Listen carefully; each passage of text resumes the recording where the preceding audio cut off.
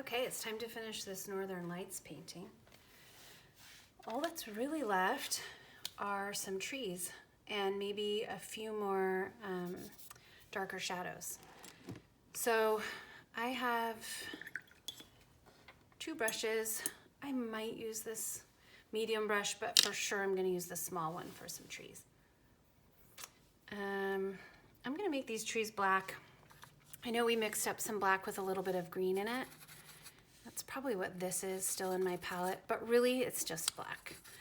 It's nighttime, so you know when you go out at night and you look towards the horizon or the tree line, trees don't look green anymore. They're really quite black. So we want some black that doesn't have a whole lot of water because we want it to be pretty thick. We don't really want to be able to see through it, and too much water will make it really transparent. So I'm gonna start over in this corner and I'll do a few bigger trees here and then just a couple little treetops, and we're just gonna work our way across this snowy hillside. And I'm starting on the left side because I'm right-handed, and that way I won't drag my hand across wet paint. So I'm just gonna do these little shaggy kind of trees with just the very tip of my brush.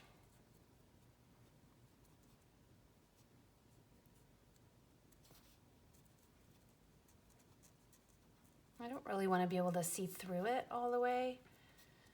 Maybe here and there we'd be able to see the sky behind them, behind these trees, but probably not much.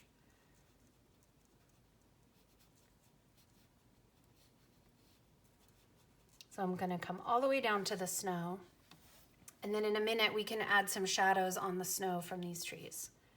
So I'll do a couple more, and maybe some of these are a little more sparse.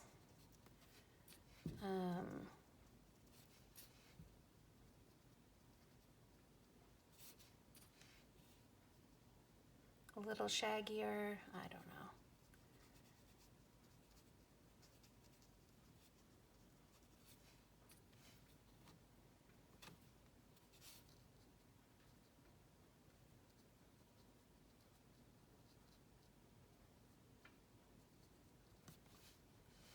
Do just a couple of little teeny ones over here.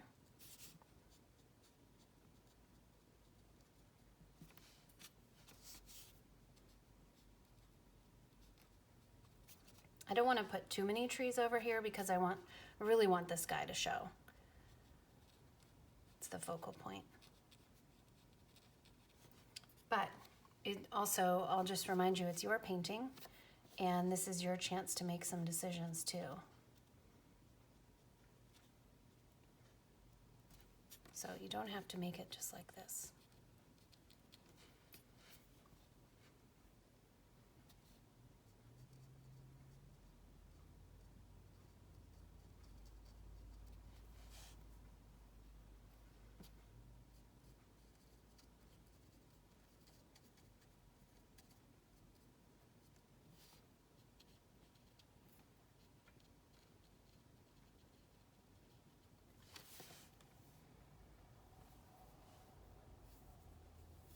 Okay, I'm gonna get my brush pretty wet now, and without touching back to more black, I'm gonna just kind of go side to side in front of these trees.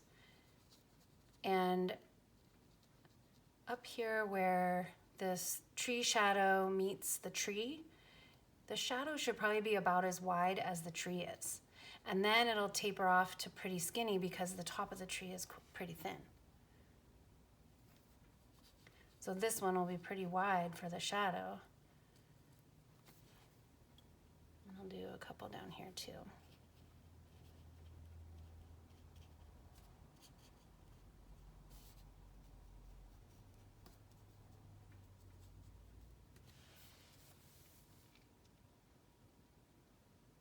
I might add just a touch of blue in those shadows. I have this kind of turquoisey black here. Might add just a little bit of this bright blue to it.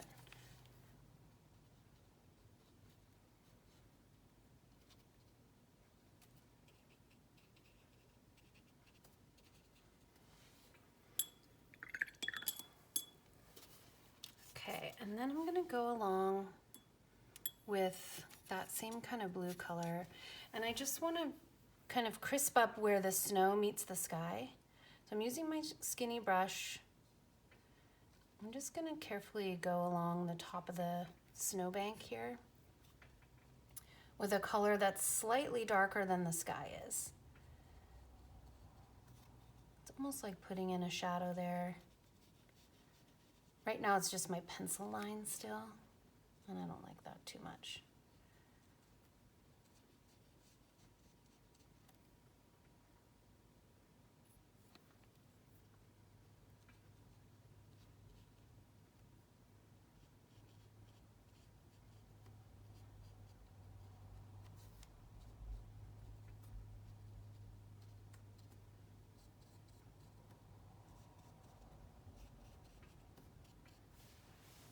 Okay, now I'm gonna add some white to the sky.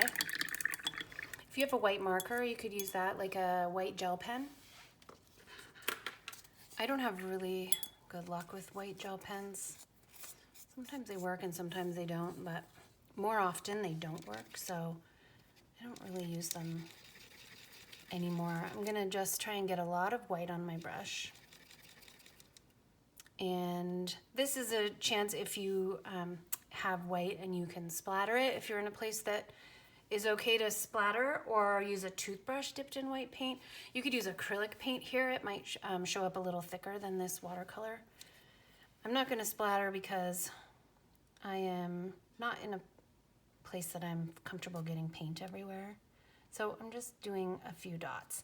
And when these dry, they might not be as bright as I want them to be. So I'm prepared to go back over some of these dots with another layer of white if I really want to. So these might be stars, they might be snowflakes. You can think about what you want them to look like as you put them on.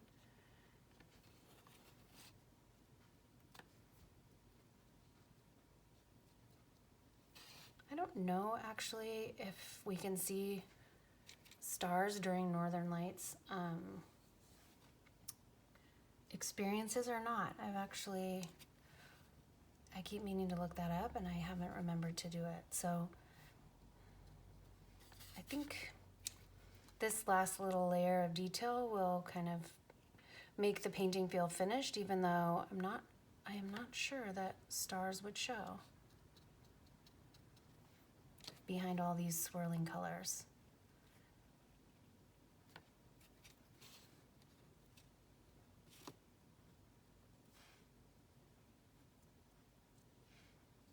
But we could pretend it's snow falling, whatever.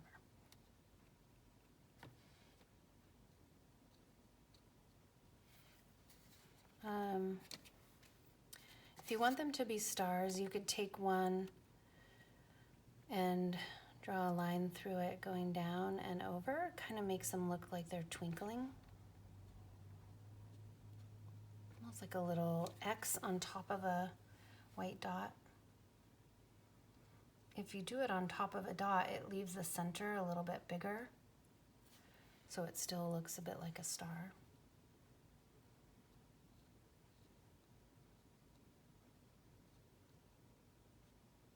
You can make a shooting star if you wanted.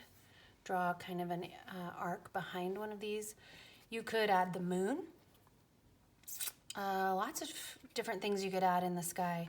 You could draw or paint an animal down in the foreground here on walking across the snow, or a person out for a nighttime walk.